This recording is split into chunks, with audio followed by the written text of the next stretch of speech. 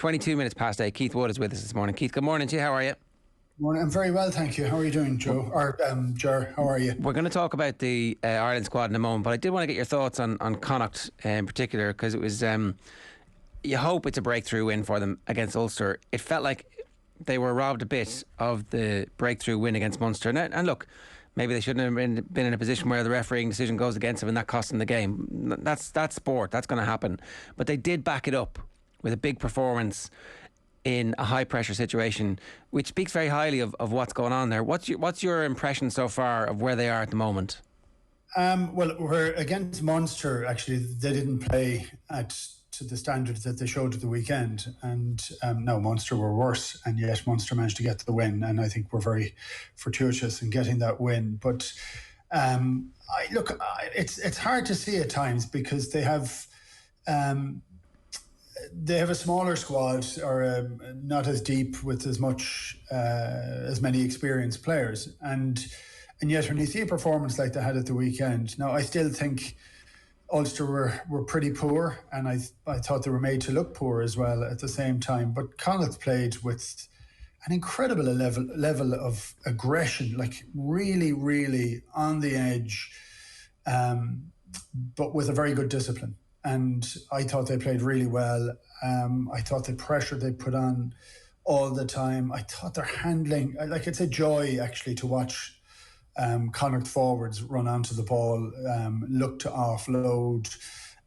If you were looking for a difference between a lot of the teams that played at the weekend, you would see forwards with the ball in two hands. Now, it isn't in two hands all the time, and especially when supporters watch it, they'd say, well, the one-handed pass is brilliant and the little offload, but it's two hands going into contact and getting yourself in a position where you're under full level of control to give that offload with one hand is what happens. And I don't know, I look, every time I watch Connacht play, I think they just play with a fantastic energy. So I think they've made a decent step forward. I think an awful lot comes down to injury and to how often those players can play at that level of intensity. It does seem as if they're able to get up for the interprovincial matches because they know that is the big shop window for them. But I thought they were fantastic, and I thought they did an absolute number on Ulster's backs as much as anything else, because Ulster kept going deeper and deeper and deeper and shoveled the ball and didn't show any incisive intent during the game, and an awful lot of that was down to the pressure that they were under.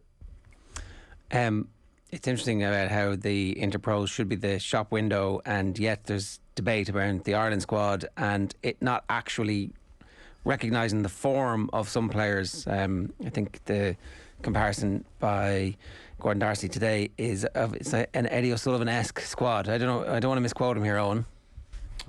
I could get the exact. I'll get it for you in a moment, but it's not the exact quote. But it does, Keith. He says it does have the look of an Eddie O'Sullivan squad, where getting a result in the November test is clearly the most important thing, rather than the idea of actually progressing. Here's a quote. If Gatland championed youth and potential, O'Sullivan's priority is winning games, and personnel reflected that approach. Andy Farrell's squad feels a bit like that, familiar at first glance and then a little underwhelming. Did you get the same impression? I think that's a bit harsh on Eddie, because that may have been true of Eddie at the end of his term, but not at the start. He was very willing to give youth a chance at the start, and I think when he took over in 2001, 2002, that was the start actually of Gordon Darcy coming back into the squad, because he'd been out of it for a long time. He hadn't been picked. And there is an element of getting players through the door. There's also an element of, we had this conversation last week, I think, about picking players on form. Teams aren't picked on form of what's happened in the previous 2 or 3 weeks. It's also against who they're playing. It's also for what other players have done in time. It's also about giving youth a chance at different stages. It's no point giving 15 of them a chance, because you can ruin a lot of players very quickly. I think as a team, Connacht play incredibly well, and it's whether the individual players are holding up up to a higher standard than some of the players that have been played. And yet, with the level of aggression that was shown by Daly in the centre, Sammy Arnold has done incredibly well since moving from Munster. It's hard to say how many should be picked, actually. Though we were talking last week about Carty playing the week before, and against Munster, people would say, well, he was obviously the international player on the field. I didn't think either of them played at an international standard. That was my read on it. Whereas Carty was in control almost entirely of the game and totally outplayed Burns at 10. So I do think he's very unlucky not to be in the squad. Is there, because this is the debate, right? And I see both sides of this. I definitely see, if you're Andy Farrell, you've got a confidence in the team at the moment that has come from the winning run that you're on. But he has got some new players through over the summer who are still in the squad. The list of players, Balakoon, Byrne, Coombs, James Hume, Tom O'Toole and Nick Timoney are all back in the squad after being in the summertime and getting their first cap. So that the whole notion that we're not really bringing through new players isn't quite true. I also see the benefit of picking a little bit on form to give everybody a bit of a jolt, and that's the one bit that I'm not quite sure of with Carty. It's like, if you're playing that well at the moment, if you stick him in the squad, even just put him on the bench for the Argentina game or put him on the bench for the Japan game, like, that's a sign to everybody that you can get back in the squad, that the door's not shut to you. Now, there was a 50-man squad in September. Carty wasn't in that. That was probably an indication that he wasn't in the coach's thoughts. If you can't make the 50-man squad, you're unlikely to make the 36-man squad. Where do you stand on that whole kind of keeping the open door to make sure everybody is always on their toes versus the confidence of knowing 2 bad performances, that's not the end of your international career? Yeah, well, I think that's one of the big conundrums that is in Irish rugby at the moment, in that your incumbent is 36 years of age and you're looking for the next guys to be in, and they should be sort of 26, 27, 28. And they tend to be younger than that still. So that makes it kind of hard. And we've been unfortunate, I think, with Carberry having picked up as many injuries. They've tried Ross Byrne in that period of time. Ross Byrne is an incredibly safe pair of hands. And I think Ireland could pick him at any stage and know that he would do a job in the manner in which he plays, but not in the manner in which I think Ireland would like to progress. For that, and we put this again, but the ceiling for Harry Byrne seems to be high, but we haven't seen a huge amount from it. The ceiling for Joey Carberry is very high, but he's been injured and has been off the mark. So I'm hoping that bringing him back into Irish camp frees them up an awful lot. And that is, we're like, the difference being, we are seeing Connacht play at a fast pace with a 10 running onto the ball. And so we are seeing Jack Carty play very well. Now, when he sits deep and kicks well, he kicked really well the other day. I think it's really tough for him. Over any other player that we're talking about, it's very tough that he isn't in there. But the coaches always make a decision on it. I think in relation to every other player that they talk about, people who tend to argue on provincial grounds, not on anything else. There's a huge amount of people get so coloured in their own players that's what they want to see and play on the field, and it's understandable as well, you know. But for me, I think Carty is like that. He wasn't in the 50 just means he's out of thoughts. But if he continues to play like this, he has to become into the thoughts. So, is there a consequence of that for people on the outside? So Jack O'Donoghue, who's not in the squad, in fairness to Darcy, he mentions him today. I guess what I'm asking is, do people lose heart if you're not in the squad, that you can't get into the squad even when you're playing at the best level of your career? And does that have a knock-on impact for people being a little bit complacent who are in the squad? I don't think it puts any level of complacency. I think the level of pressure to play is very high, always. Okay. That would be my read on it.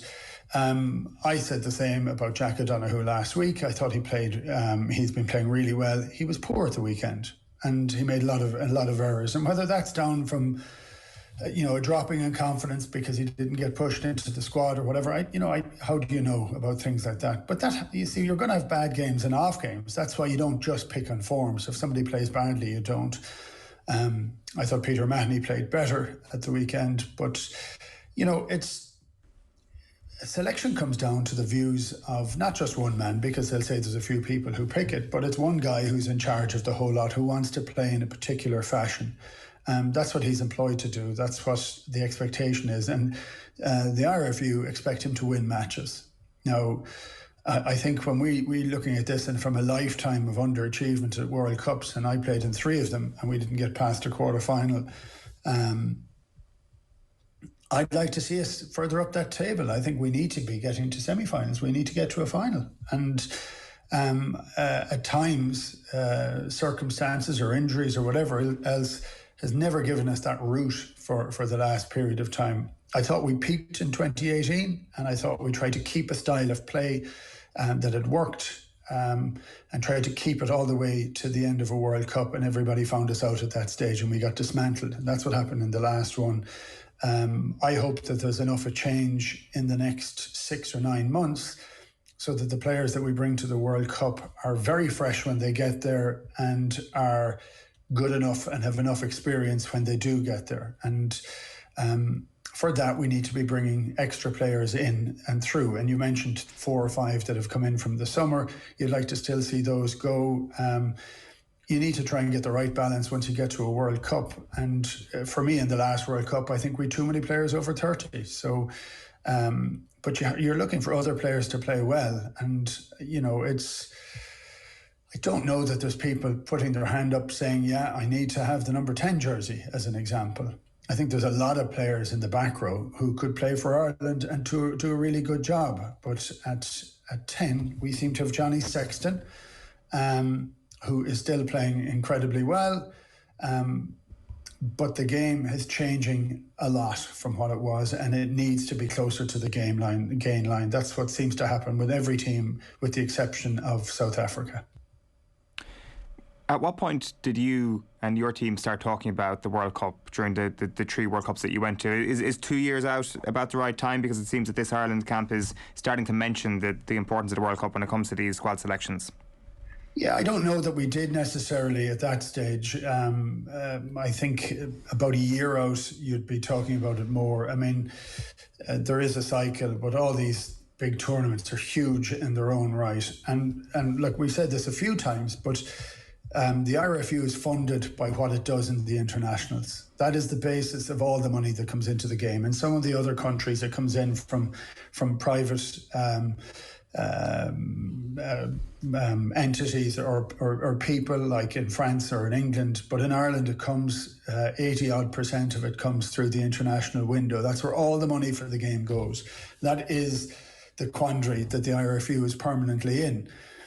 Can it give you the chance, or like it still has to fund itself and be in a really strong position? And that's the balancing act that is always there and is always up for discussion. Fans rarely like to see it in that fashion, but still the thing has to be funded, and the IRFU has always been well funded. Now it's taken a huge hit by COVID, and I think that makes this almost more important for them to do well. But it's how can you manage and balance that together for us to get the most out of the team and still get the wins. And I think that's something that becomes important. Okay.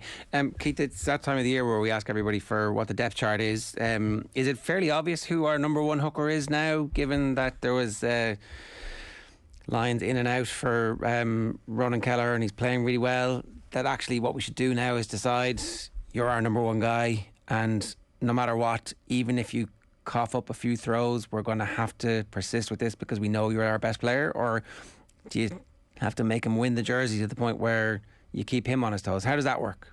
Well, I think you need to make everybody win their jersey. I think Kelleher has shown has been pretty. He's burst onto the scene. He has done very, very well. He's had a few bad throws. That's part of it. And you have to learn your way through it. And you're coming up against oppositions that you'd never have come up before who defend very differently. You need to build on a variety of throws that you have. I think at times he throws incredibly hard and flat, and sometimes an arc would be better. And that's something that you learn over time, that you need to throw differently.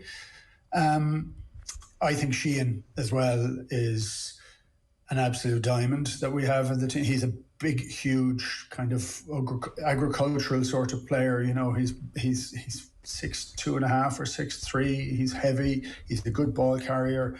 I think the two of those are the guys that will be carrying the torch for the next period of time. So in the meantime, I think you can have Herring on the bench. He throws incredibly well. He's a very safe pair of hands. But our future are in the two Leinster hookers. It's funny that they put Sheehan straight into the Ireland squad as well at this stage. It's like, okay, we know what the future is here. We're deciding that, and you've got Herring. So you've got a nice mix of an incumbent experience and somebody who we don't know what the ceiling could be. That's so in order. Is it Kelleher, Herring, Sheehan? Is that how that works for you as the depth chart? I think it is, but I don't think it'll stay that way for very long. I think Sheehan will start pushing for the number one slot, not just the number two slot. I think the two of those, I thought Kelleher was really exciting to see him come on the scene, but then to have somebody else come on immediately after him is fantastic. And I just think that they look like the standout players, but they also look like they have the size, the ball handling, everything else that goes with it. It's the technicalities under pressure are where they're shown up. It's actually where Herring has done very well. He's not a particularly big guy. He is not the most effective around the field, but he's technically very good. And if I was the two younger hookers, I would be learning a huge amount from Herring over every single camp that they go together and trying to mop up everything that they can. And I'm sure Herring would be up for that, even though it might go against him. But that's the nature of a team, and that's what's required, actually. But I think those guys are where the game is going. So, I think Sheehan in particular, he's just rough yet, you know what I mean? But there is huge potential for him. It's coming for sure. So we have the miracle of Cian Healy's slide over from one side to the other at the front of the scrum. I don't think I've spoken to you about this just yet, but no. This is remarkable, right? This is like a truly remarkable achievement for. We probably are kind of unaware of the difficulties of going from loose head to tight head, but at this stage of his career to be able to pull this off, maybe you don't think it's remarkable, but certainly it seems from the outside to be one of those things where we're like, sure, look, what's the big deal? But actually it's a massive difference. It's a huge difference, actually. And I remember a long time ago, Peter Clohessy went from, on the opposite side, he went from tight head to loose head. And in the match, he came on off a bench. He had his feet in the tight head position, so the ball couldn't be put into the scrum because. And when I was giving out to him, as you can imagine, with bad language on a 5-metre scrum against Australia, he said, "But this is where I always have my legs." But he hadn't always played loose head, so it isn't even as simple as where your legs are. It's at loose head, there's a lot of there's a huge amount of movement, and you are having to stop a tight head going in, but your left shoulder is always free, so there's maneuverability. When you move across into tight head, you have little to none. I mean, you're locked into the scrum. It's quite frightening. And I played there once in a European Cup game, and it's not something I'd ever like to have back, I can tell you. But it's an incredible thing to be able to do. But it also shows the depth of skill that he has, but the depth of power he has, because you have to lock the scrum. So you have to be able to scrummage low, as in with your hips low. You have to have that flexibility to do it. I think it is an extraordinary ask, actually. And look, I don't know. It doesn't have a designation beside him in the squad announcement. Tom O'Toole is in the squad as well, so they're obviously giving themselves options.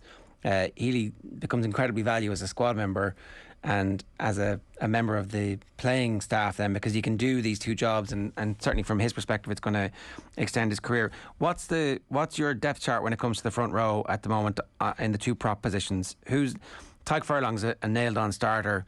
Who would you have immediately behind him? And is Andrew Porter automatically your starting loosehead at the moment?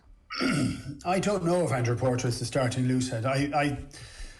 For me, that's an uncomfortable one at the moment, because tighthead is and has consistently been the hardest position to tie down, and we ended up with two tightheads that gave a huge sense of comfort for me when we're under pressure, that you can put on another tighthead that is fantastic. And I know everybody wants to get the best players on the field at once, but actually in the front row in particular, I'm not that certain about that. I do think that you need to have, if you can replace like with like, you put yourself into a very strong position. So I'm uncertain on the subs and the tighthead side. I genuinely felt comfortable at when Porter was at tighthead, but I do understand that maybe it's mitigating for a fact of when Cian Healy hangs up the boots, that's the reason to move him across. But yeah, I'm uncertain, actually. I really am.